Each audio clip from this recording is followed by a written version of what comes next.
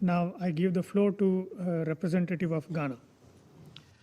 Mr. President, I have the honor to deliver this statement on behalf of the members of the A3, namely Gabon, Kenya, and Ghana.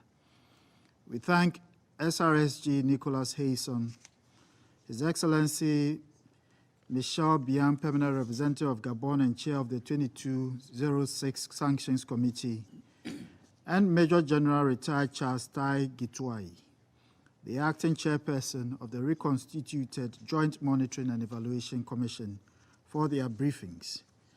I also welcome the participation of our brother, Ambassador Akwe Bona, Permanent Representative of South Sudan. Mr. President, the A3 has always stood in solidarity with the people of South Sudan, whose patience and resilience have been tested and overstretched by political uncertainty, conflict, and economic hardships. We remain fully cognizant of their sobering history and their unrelenting quest to overcome the formidable security, political, and socio-economic challenges they face. Our statement will focus on 4 issues: the implementation of the revitalized agreement on the resolution of the conflict in South Sudan, the transitional security arrangements, the humanitarian and economic situation, and the activities of UNMISS. The A3 welcomes the steady progress made by the South Sudanese parties in the implementation of the revitalized peace agreement. We welcome the decisions by the reconstituted Joint Monitoring and Evaluation Commission and the reconstituted Transitional National Legislative Assembly, endorsing the 24-month roadmap for the peaceful and democratic end of the transition period. The consensus by the parties on the equitable allocation of positions in the management of 17 national commissions and the passing of the Constitution-making Process Bill of 2022 are also commendable. We call on the South Sudan parties and government to commit the necessary political capital and resources to expedite implementation of all pending tasks within the agreed timelines. We urge that the implementation process must continue to be fully representational of the spectrum of all South Sudanese populations, including all regions of the country, political affiliations, as well as women, the youth, and civil society.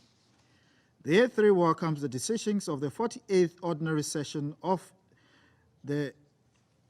IGAD, Council of Ministers held in Khartoum on 30th November to undertake a joint ministerial visit to South Sudan and hold a biannual extraordinary IGAD ministerial meeting to review the progress of implementation of the revitalized peace agreement. This high-level political engagement by the region is timely and critical in supporting and shepherding the parties to fulfill their own commitments. The A3 reiterates the call on Friends of South Sudan and international partners to provide financial assistance for the 2 IGAD-supported peace monitoring mechanisms, the RJMEC and the CTSAM-VM, to enable them to sustain their essential oversight role of the implementation process. On the transitional security arrangements, the A3 welcomes the graduation of the necessary unified forces in various parts of the country, thus fulfilling one of the key provisions of the revitalized peace agreement. As we look forward to the deployment of the forces, we emphasize that the graduation should not be an end by itself. It should mark the commencement of the envisaged comprehensive security sector reforms in the country. In this regard, we welcome the enactment by Parliament of the National Wildlife Service Act of 2022 and the South Sudan National Police Service Act of 2022. We hope the ongoing review of pending security sector legislation would be finalized expeditiously. Mr. President, the continuous training and equipping of the South Sudan security forces will enable the government to effectively address the worrying trend and recurring localized conflicts in parts of the country, including Upper Nile, Jonglei, Warrap, and Unity State.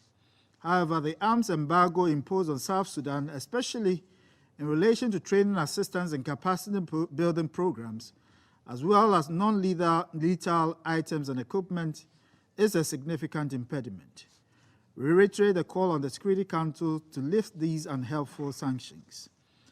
The criminal justice system is a useful tool for addressing the localized intercommunal violence, cattle raids, and boundary clashes, but it cannot be a sufficient measure. Of importance, at the local level, responsive peace-building activities, as well as intercommunal peace dialogue and reconciliation, must be adopted to address existing grievances. We therefore urge the parties to expedite the implementation of the national reconciliation and healing activities as outlined in the Revitalized Peace Agreement. I now turn to the humanitarian and economic situation, which remains deeply concerning. We welcome the signing of the 2023 to 2025 United Nations Sustainable Development Cooperation Framework, which aims to support the government of South Sudan's vision of transitioning from humanitarian to sustainable economic development. Whereas the A3 appreciates the continued international humanitarian assistance provided to South Sudan, the time has come to also pay greater attention to supporting development interventions to address the root causes of conflict and insecurity. The A3 urges the government of South Sudan to urgently implement the economic and financial management reforms provided for in Chapter 4 of the Revitalized Peace Agreement. The A3 deplores and indeed condemns all acts of violence directed at humanitarian workers and installations. We urge the South Sudan government to take the required measures to protect humanitarian workers and facilitate unhindered humanitarian access to all parts of the country. On the fourth and last point, the A3 commends UNMISS and the TPCCs for their continued commitment to the cause of peace in South Sudan across the 4 currently mandated tasks. The responsibility lies with this Council to ensure that the mission lives up to the expectations of the South Sudan population as a multi-dimensional peace operation. The A3 believes that UNMISS should play a greater role in facilitating the implementation of Chapter 2 of the Revitalized Peace Agreement.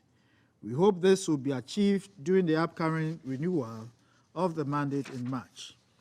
In closing, Gabon, Ghana, and Kenya reaffirm their commitment to continue accompanying the government and people of South Sudan in their quest for lasting peace, stability, and development. I thank you for your kind attention.